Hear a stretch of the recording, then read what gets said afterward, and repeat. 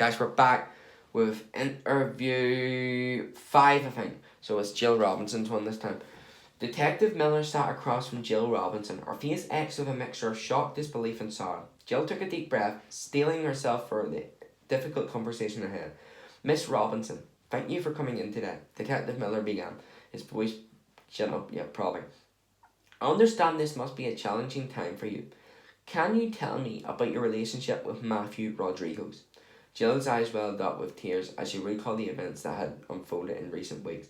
Matthew, he was my son's friend, she said, her voice barely above a whisper. I never imagined he could do something like this. As he spoke, Jill recounted the moment she learned of Vanessa's death, her voice trembling with emotion. I couldn't believe it, she continued, her hands shaking slightly.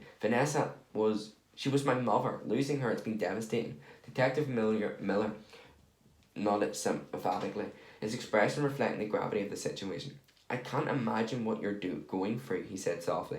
Losing a loved one is never easy, especially under such tragic circumstances. He said the same thing over again. He paused for a moment before continuing. Can you tell me about the events leading up to Vanessa's death? He asked, his tone gentle yet probing.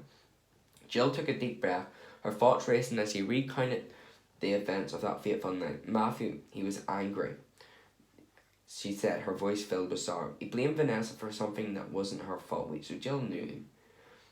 Did Jill do it? Detective Miller listened intently. He goes, thank you for sharing this with me, he said quietly. Is there anything else you'd like to add? Jill shook her head, her eyes filled with tears. No, she replied. I just want justice for Vanessa.